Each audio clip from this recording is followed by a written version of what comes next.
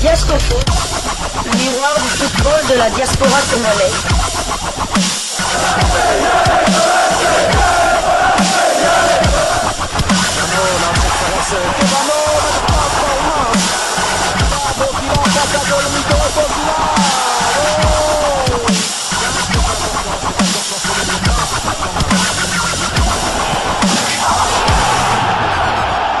Diasco Foot, le miroir du football de la diaspora congolaise. Vous êtes sur Diasco Foot, le miroir du football de la diaspora congolaise. Diasco Foot vous dit bonjour, tout le plaisir est pour nous de vous retrouver, mais surtout de savoir que vous êtes nombreux en train de suivre votre chaîne YouTube dédiée uniquement aux footballeurs de la diaspora congolaise. C'est l'heure de partager avec vous quelques news que nous avons pu récolter pour vous, des news concernant la tanière des léopards de la République démocratique du Congo, et cela dans le cadre de cette troisième livraison sportive de ce mardi 12 novembre 2024. Une livraison qui nous conduit du côté de l'Angleterre, à cheval avec la Côte d'Ivoire, pour partager avec vous une mauvaise nouvelle, très mauvaise nouvelle dans le cadre des éliminatoires de la CAN Maroc 2025. Yohan Wissa, de nouveau forfait. Convoqué par Sébastien Desabre pour les 2 dernières journées des éliminatoires de la CAN 2025 contre la Guinée ainsi que l'Éthiopie, Yohan Wissa de nouveau déclaré forfait en raison d'une blessure contractée le week-end dernier en première ligue avec Brentford. C'est la Fédération Congolaise de Football Association qui a annoncé la mauvaise nouvelle hier lundi 11 novembre 2024 via un communiqué partagé sur ses réseaux sociaux. Le léopard Yohan Wissa blessé restera au repos avec son club. Il manque le rassemblement de novembre. Nous lui souhaitons un bon rétablissement. Pouvons-nous lire sur les réseaux sociaux de la Fédération Congolaise de Football Association. C'est donc le deuxième rassemblement d'affilée que va manquer le meilleur buteur des léopards lors de la dernière CAN, après celui du mois d'octobre qui a vu la RDC valider son ticket qualificatif à la CAN Maroc 2025 en battant les Taifa Stars de la Tanzanie lors de la double confrontation. Cette indisponibilité déclarée de Wissa étonne plus d'un, car depuis son retour de blessure, le léopard est plus qu'en forme en club, inscrivant même un doublé le week-end dernier face à Bournemouth au Franc. Ainsi, la victoire à son club 3-2. C'était ses 6e et 7e buts en première ligue anglaise, et cela en 9 matchs disputés, et des buts qui confirment sa bonne dynamique de cette saison. Alors, ces cas de blessures, ces cas de forfait qui se multiplient commencent en tout cas à susciter l'analyse, la réflexion de certains sportifs. C'est le cas du journaliste Anthony Plat qui a partagé avec nous sur ses réseaux sociaux sa réflexion sur le nombre de cas de forfait pour ces 2 dernières journées des éliminatoires CAN 2025, mais pas que pour la zone Afrique, mais également pour l'Europe aussi.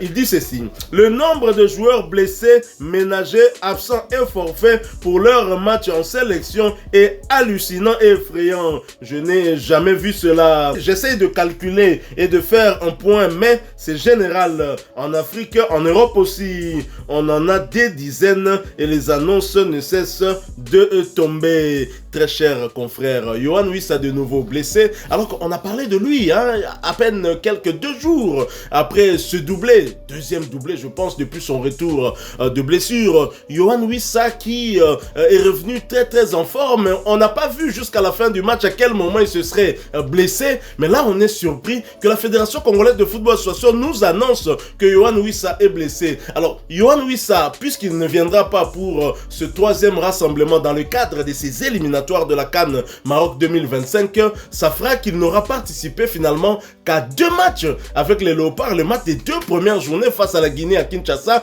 puis face à l'Éthiopie pour le compte de la 2e journée. Lors de ces 2 matchs, Yohan Wissa avait en tout cas participé, je pense, au but, ou plutôt peut-être au match contre l'Éthiopie, si je n'oublie pas. Contre la Guinée, c'est Edo Kaimbe qui avait inscrit l'unique but du match, but de la victoire de la RDC. RDC. Est-ce que ceci ne vous choque pas un peu? Vous n'avez pas comme l'impression que ça, on dirait moi, blessure, mon côté diplomatique? Certaines personnes brandiront la jurisprudence Axel Touanzebe, qui ne s'était pas non plus blessé sur un terrain de football, mais c'était plutôt une blessure domestique. Alors, peut-être que Yohan Louis a son chat l'a griffé, peut-être on n'en sait rien, ils n'ont pas en tout cas... Et surtout qu'on n'a pas de détails, on n'a pas de détails sur la nature blessure, même donc on ne peut pas... On ne peut pas trop épiloguer là-dessus, mais à mon avis, ça ressemble vraiment à une blessure diplomatique, puisque comme par hasard, son compère de l'attaque de Brentford, le Camerounais Mbemo, est aussi forfait pour le match du Cameroun. Et comme par hasard, le Cameroun est aussi déjà qualifié avec la RDC. Donc, on est en droit quand même, on peut quand même se poser des questions et conclure que, disons que c'est une blessure diplomatique et que c'est plutôt Brentford qui... Parce qu'ils peuvent donner que ça comme solution, ils peuvent pas dire que le club ne peut pas refuser normalement en théorie, donc ils peuvent que brandir comme cause une blessure. Je pense quand même c'est quand même avec en concertation certainement avec le staff. Sinon le joueur devrait quand même venir en sélection pour faire constater, tel qu'avait fait Ngalaël. Exactement. Donc je pense que ce soit la fédération congolaise ou bien camerounaise a très bien compris. Les deux compères, là, je pense que c'est le duo d'attaque le plus performant en première ligue. À eux deux, ils ont marqué 15 buts.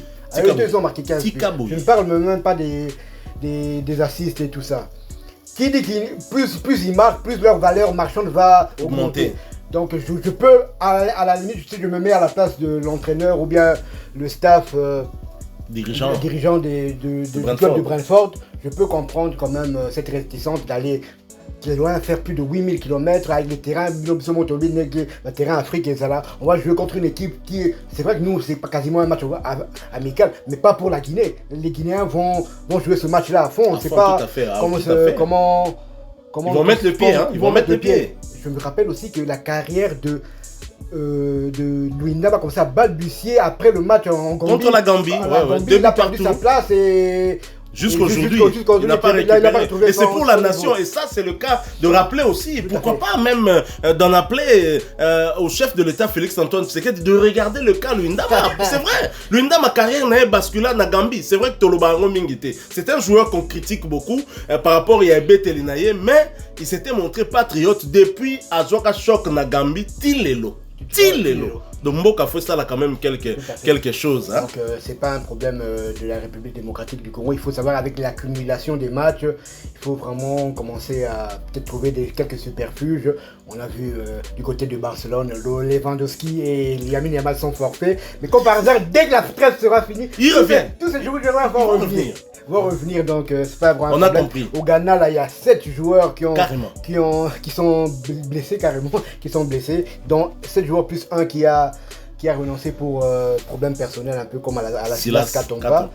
Voilà, donc c'est vraiment dommage car oui, c'était vraiment très en forme. Hein. C'était vraiment le joueur en forme. D'ailleurs, oui, ça fait partie de l'équipe type de la première ligue. Hein. L'équipe lors de la dernière journée, son nom figure dans l'équipe type.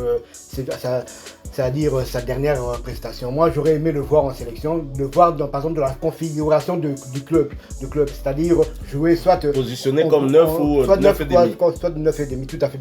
Plus dans l'axe que ça aurait été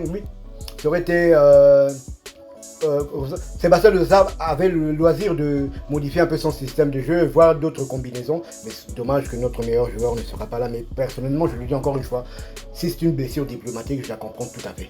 Et oui, vous avez raison, tout à fait. Et bien évidemment, on peut dire quelque part que c'est un mal pour un bien, pour permettre à Sébastien Desabre, lui qui avait promis de tourner quand même l'équipe, même s'il a dit qu'il ne va pas tout chambouler, parce qu'on ne peut pas changer toute l'équipe comme ça.